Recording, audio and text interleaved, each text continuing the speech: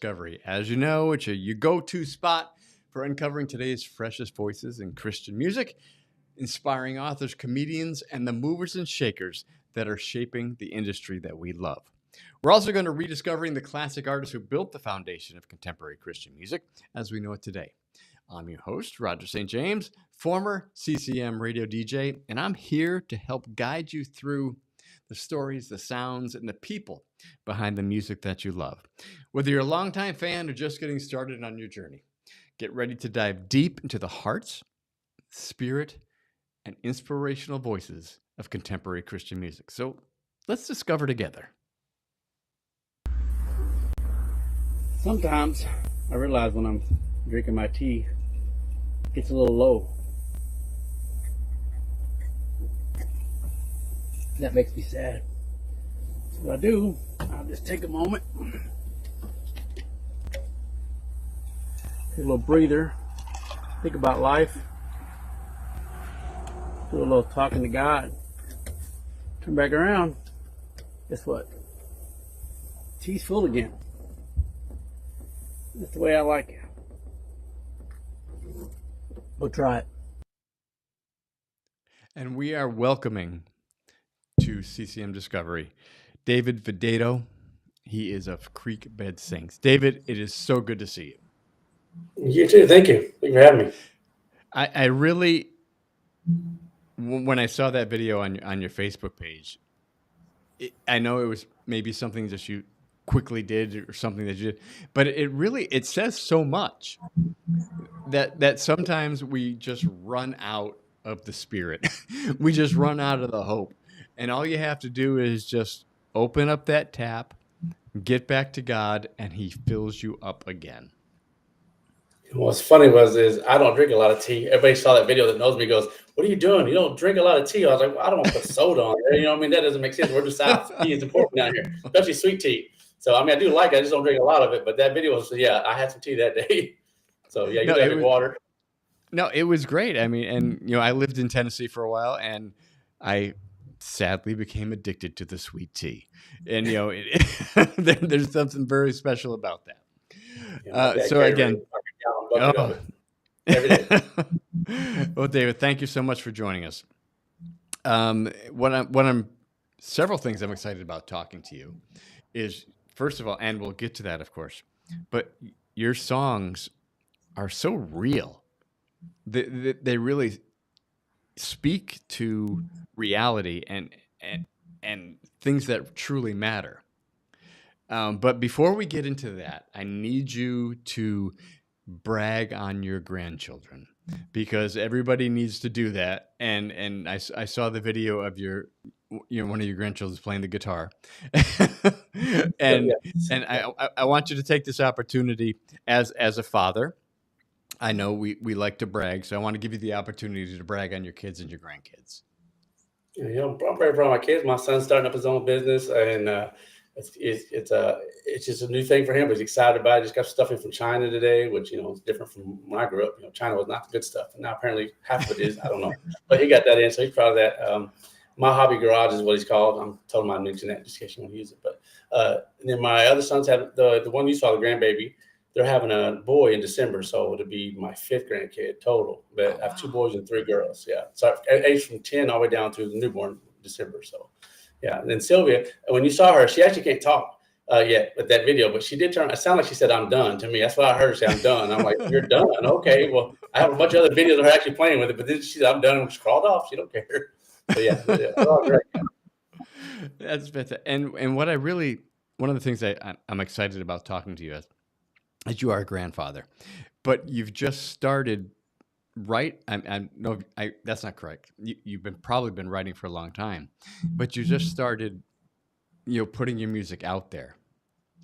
And what led to that? What made you suddenly decide to start putting your music out? And it's phenomenal. I can't wait for the folks to hear it. Well, my dad, so I wrote poetry since I could rhyme a word. I first heard about rhyming words. From that point on, in my head, everything had to rhyme for all my life. So I drive a lot. So if I have stuff in my head I pull over. Back then, you had to write it down. You could just record it on something. So I had a lot of poetry. And then, as we got older, my dad's like, "You need to do some of that poetry. Make a song. You can't, nobody's going to buy poetry. Nobody cares. You can't make any money." My dad was a money man.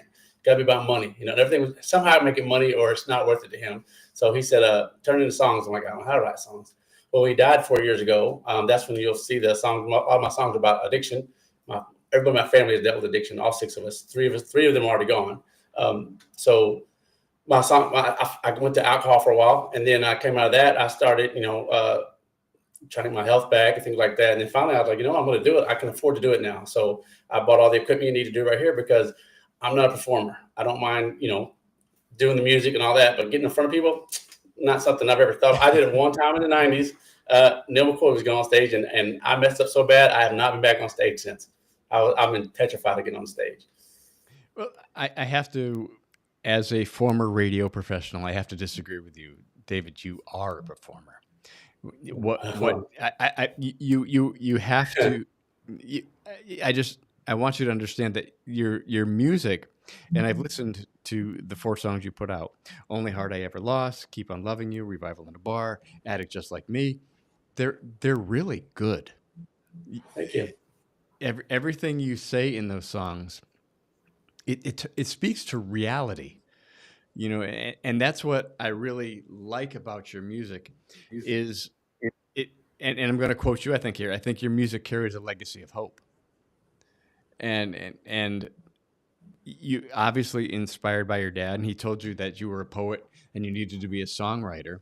What made you suddenly decide to do this? I mean, I can't, as you just said, you're not a performer, but you're doing something that is performance based.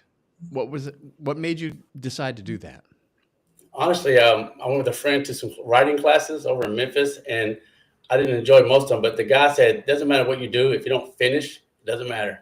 So I said, "Okay, I'm going to finish one song." And that's what I was going to do.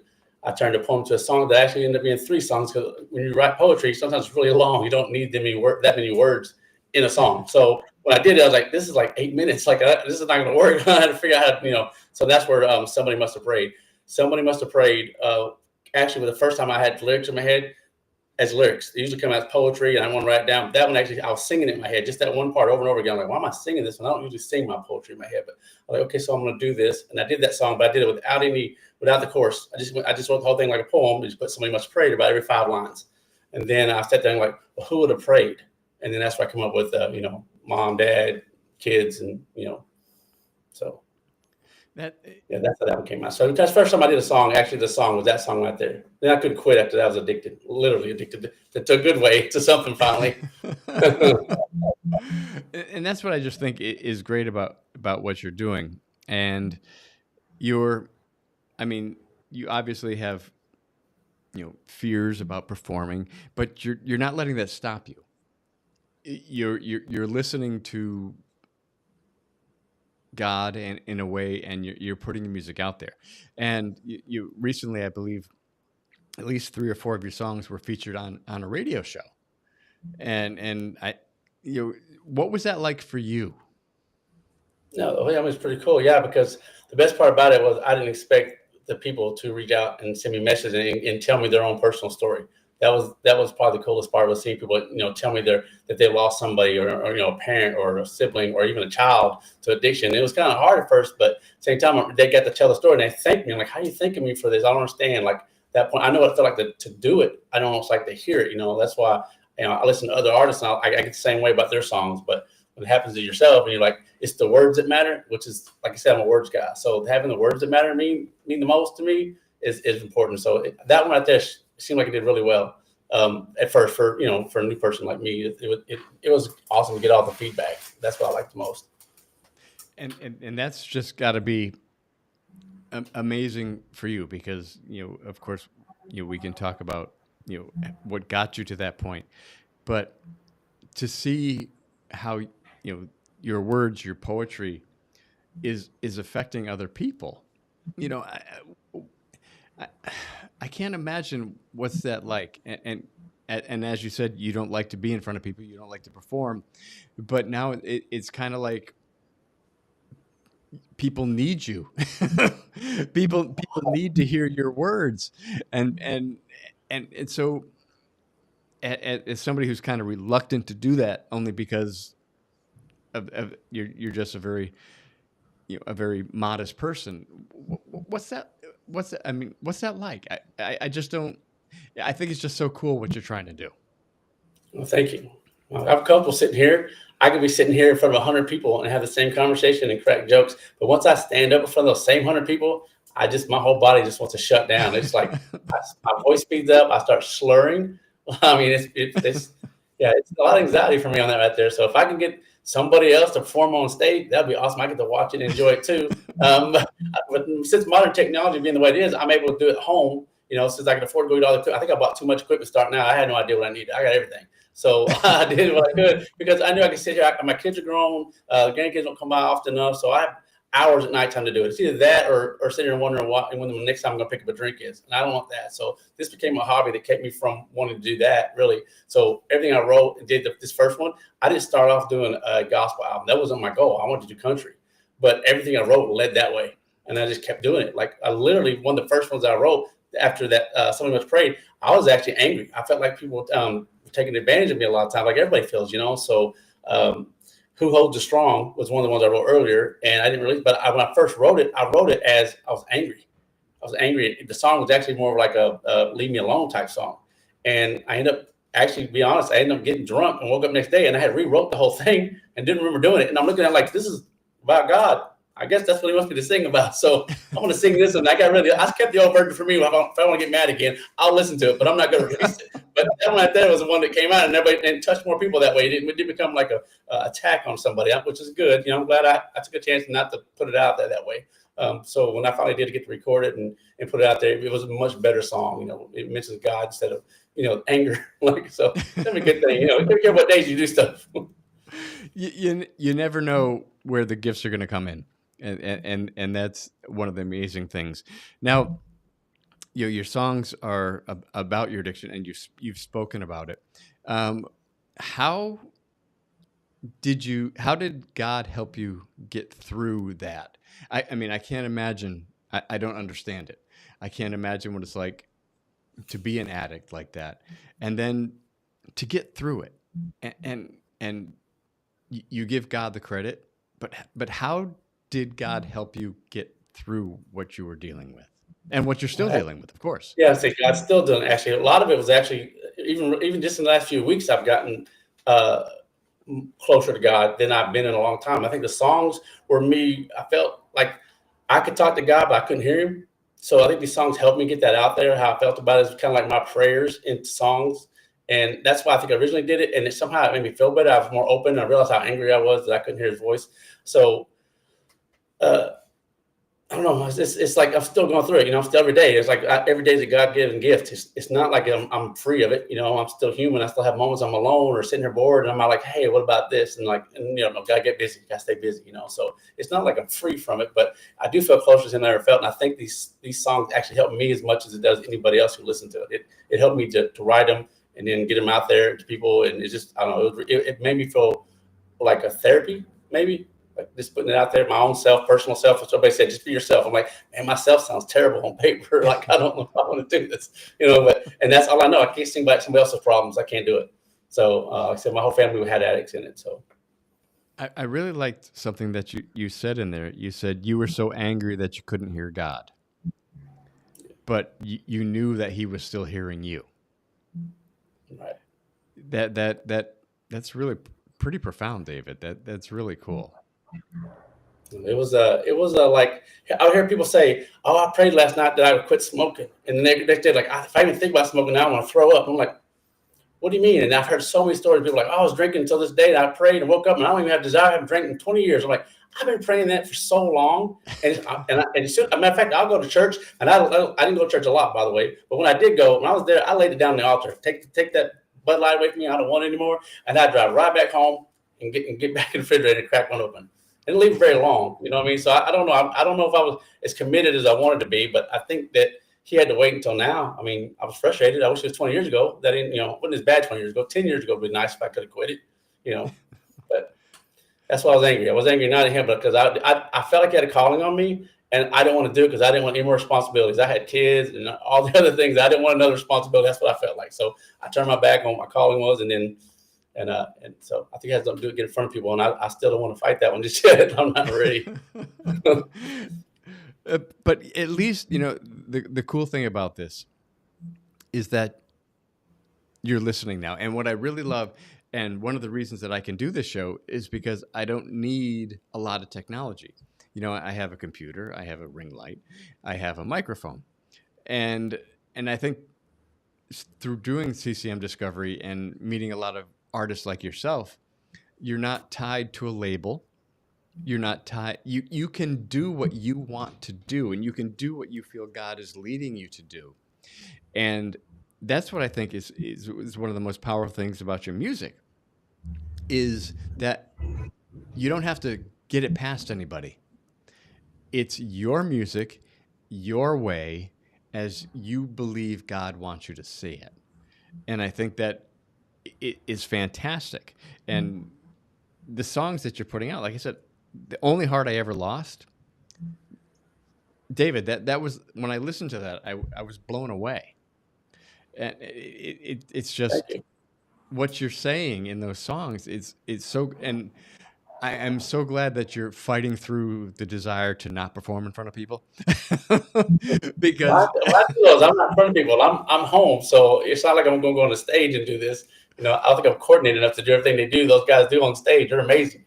So people like Roses and Weeds, that group right there, that duo, Caleb and Taryn, they're awesome. They can perform and do it. They're young and they're ready to go and chase the world. I'm older. I got grandkids. I don't know if I want to spend that time on the road. I might go visit people who want to see my songs. That'd be great. It'd be fun to go see some big stars and go backstage and have them sing one of my songs. I could do that, but I don't want to be on the road 9, 10 months out of the year. I'm doing okay financially. I don't need that life, and I don't really desire it. But I do desire putting the words out there. Like, why would you write poetry if you don't want somebody to hear it? So this is a way to get people to hear it, and I appreciate that people like it. I do. I'm grateful. I want to keep and doing see it, but that's one of the things that really impresses me about you. You don't need to do this. There's no reason for you to do this other than that you're being led to do it. And I think that is really, and the fact that a phrase we use here a lot is answering the call. What you're doing is making a difference. As you said, people are reaching out to you in the way you're doing it. Like you said, you don't have to go on tour to make a difference. You're actually making a difference right now, and that is amazing. thank you. Appreciate that. Yeah, but I do need to ask you. I've For years I was in the radio industry. I think you have the best band name that I've ever heard. Creekbed Saints. That is just one of the best names. Is there a story behind that, or did it just kind of happen? Well, I was going to go with Gravel Saints, but I heard a song coming out this year named that. And I don't want to ride on that, so I had to change it to Creekbed Saints. And it's kind of like it's kind of a story like the Foo Fighters. I don't know Dave. I don't know if you know Dave Grohl. When he got out on his own, didn't believe his songs were any good, and so he went and recorded them in the studio by himself. There was nobody else in that band. Her first album was nobody else involved, just him. So he did all of the music, the words, the lyrics, everything himself, except for one song I had help like halfway through. And then they released it to see what people thought under Foo Fighters because he didn't want to know his name was on there because everybody knew who he was. And then when it got really popular, he had to put a band together real quick and then go tour. So that's kind of what I did. It's like I do all the stuff, but I put Creekbed Saints because I don't put my name on it because I don't know what it's going to sound like. I wasn't sure of it. I heard that story. I think that might be why I took the chance because he did that. I was like, you know what? He had a lot of money. He didn't need to do it either, but he did it because he wanted to make sure that his song was good. And he was afraid to share it with the artist that he was with before.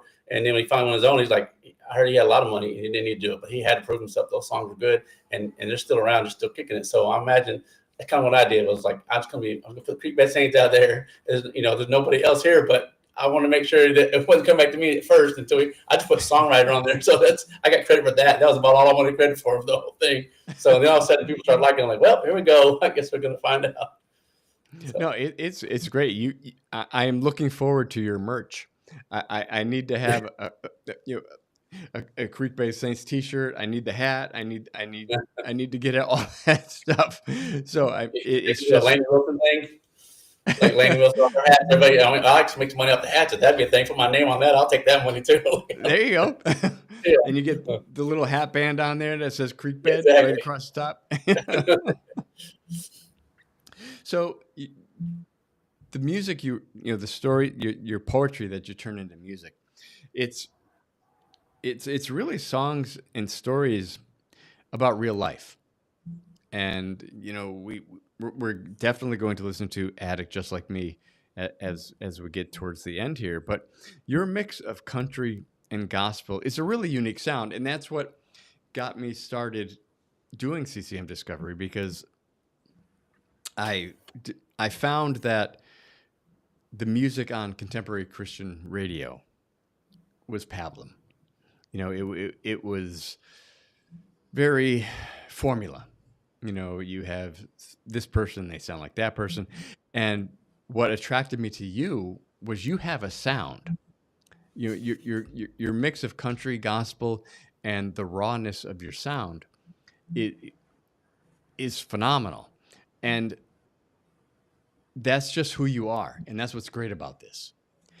And I know you have your first album out. And what are your plan? I mean, we know we have no idea what God has in the future for us, but where do you think you're going to head next? Mm, I haven't really thought about that. I would like to write songs for some of the guys that actually perform, so I get some free concerts out of it. That'd be nice. Just go, go backstage and hang out with them, and then have them go perform one of my songs would be pretty cool. I like to live with that, but I'm not sure. I hope that God calls me for whatever. I feel like He might have called me in my 20s, and I ran from it so far, so fast, and I think that's why I couldn't. Another reason I couldn't hear Him. I didn't want that responsibility. I'm hoping now that I'm open for it, that He's going to show me what it is, and maybe it took my life to get here to figure out what that is. So I hope he has some plan. I know he has some plan for it. I hope I see it and follow it and not scared of it. At this point, I'm ready. So you're kind of looking for a Mercy Me type deal, where you sell your song to like Amy Grant, and then all of a sudden she says, "Nope, I need you to come up on stage, David, and I need you to sing this song." I'm going to disappear in the background. I'm going to slide back out of there. Call her later, like, I'm sorry, I had to go. Family emergency. Just to meet her would be No. great. They've been in a lifetime. I mean, she's amazing. That'd be cool. Awesome.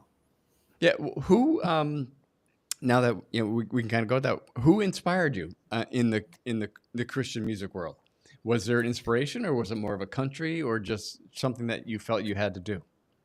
I really like 90s country is my thing. It just everything I wrote seemed to lean that way. And I got my intention wasn't to come out with gospel songs at first. It just that's how it flowed out. And I'm glad it did, because it got, like I said, it helped me grow too during that process. But originally that wasn't my plan. I was doing 90s like Tracy Lawrence, Tim McGraw. I wanted to be like those guys, if I was going to do it, but get a message out like that. But everything flowed out of me for those first 10, 11 songs. It seemed like it was leaning a lot more gospel. So I do like I do listen to gospel music, but I don't listen to a lot. I wasn't raised in the church like a lot of people with this, that do this for a living. I wasn't.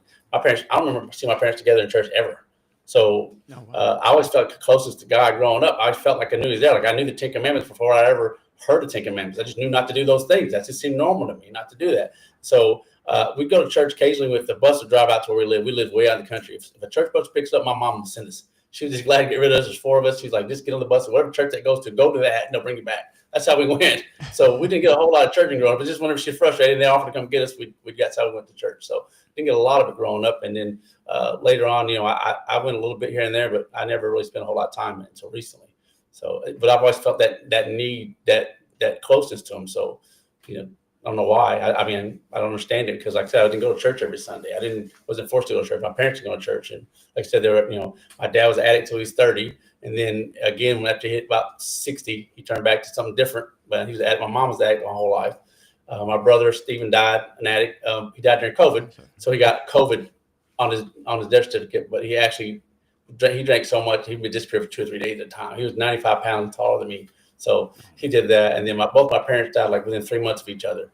My dad did have cancer; that's what he died of. But I also know before he got that, he was in a lot of pain meds, like my mom. So, yeah, they were born within a month of each other and died within 3 months of each other. So they're almost the exact same age when they passed.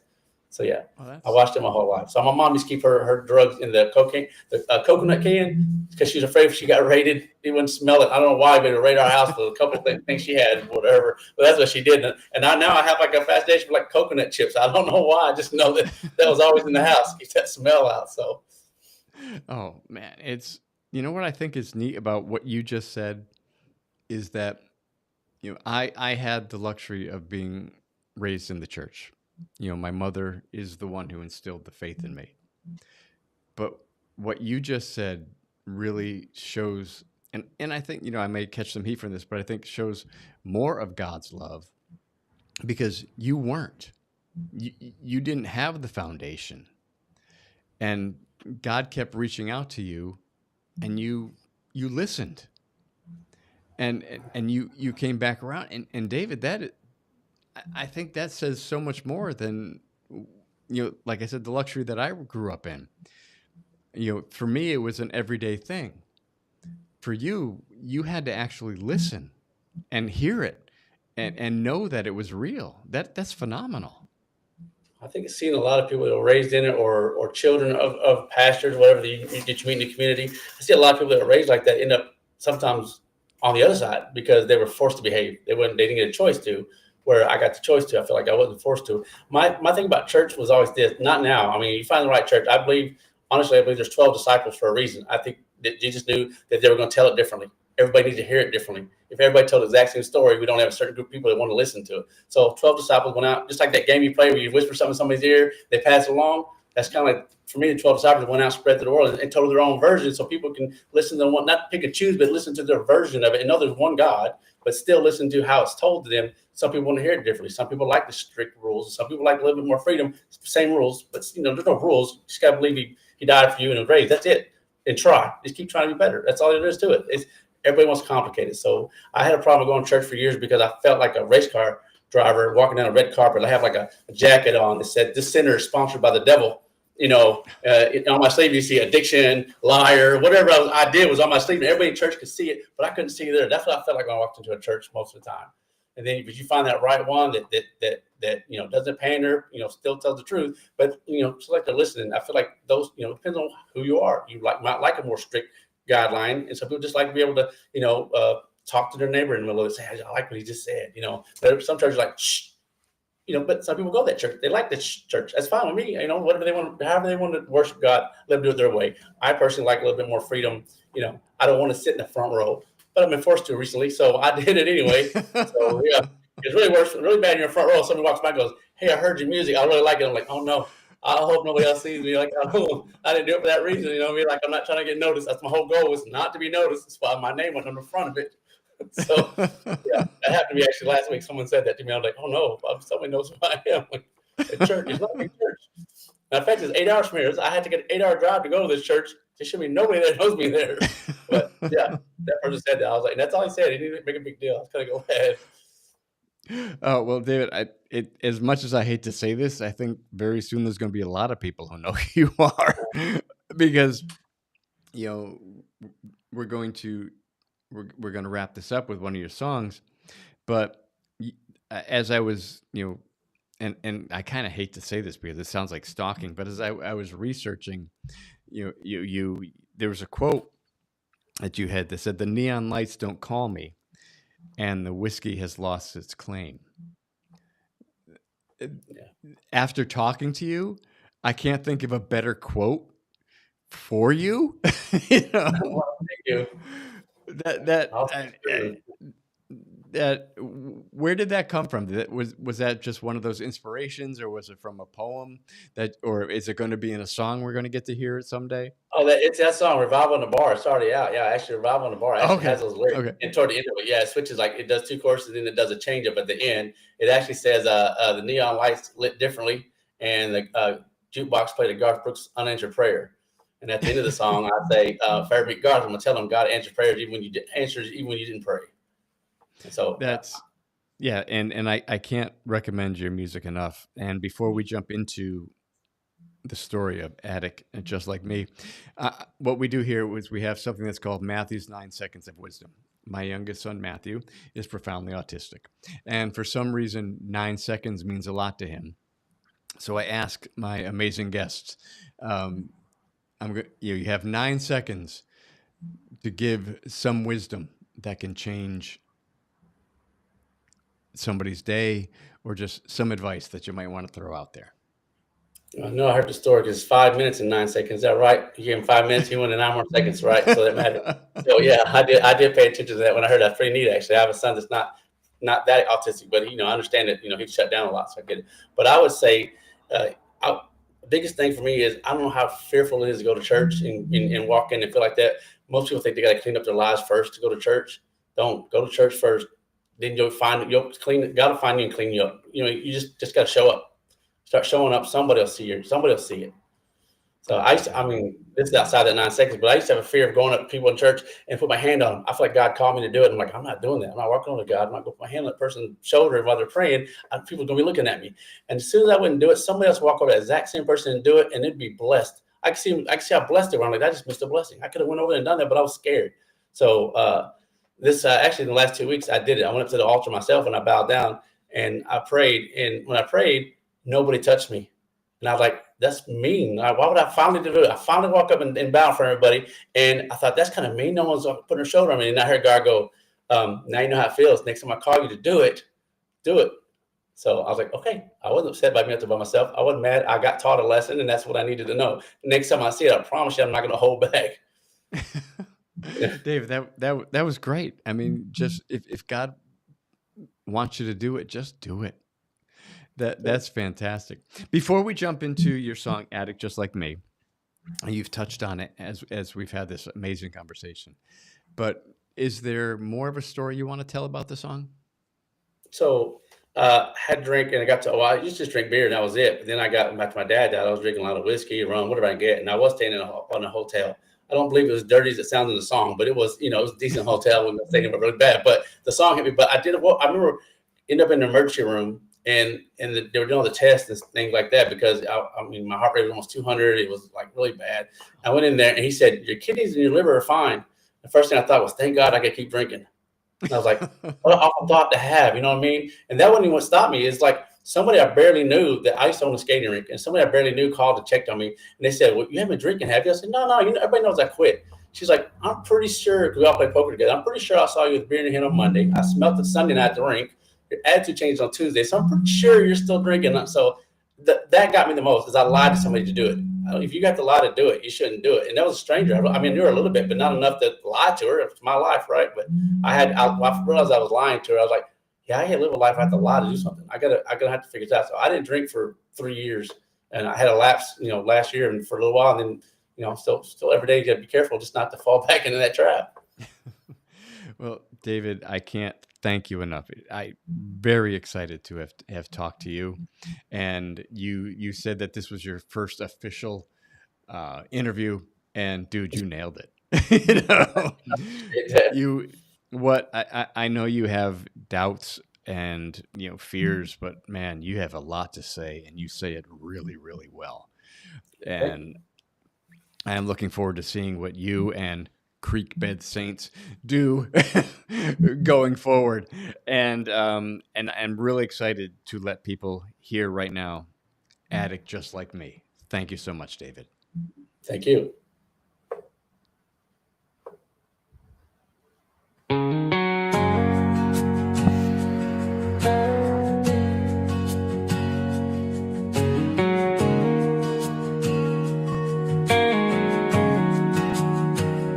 Cross my heart, cross my fingers. Swore I'd quit, but the craving still lingers. Bottle in my hand, lies on my breath. Woke up again, too close to death. I was chasing them, running from pain, but every high just led to shame.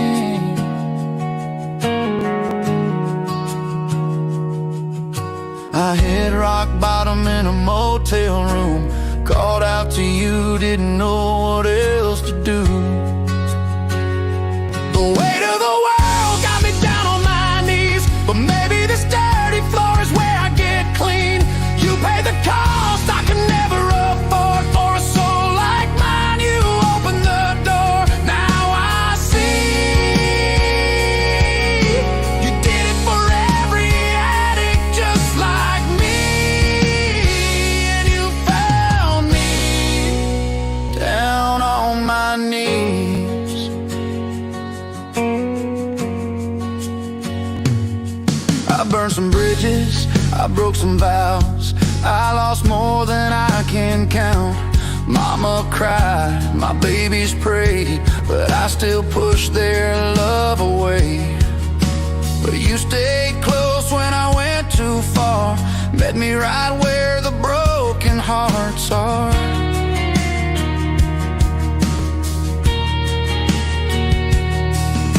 With trembling hands and a tear-stained face, I gave you my worst, you gave me grace.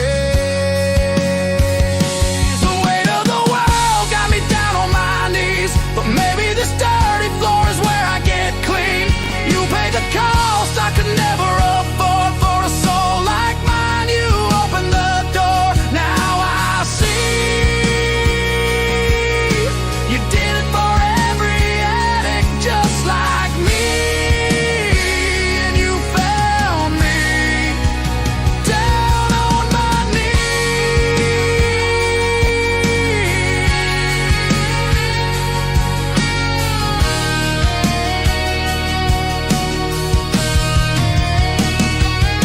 Now I wake up clear with breath in my chest. Each day sober is a God-given test, but I ain't alone.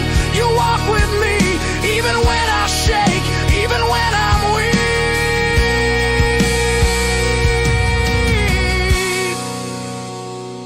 The weight of the world had me down on my knees, but you turned that wreck into my victory. You paid the cost I could never afford. Bled out hope, I was dying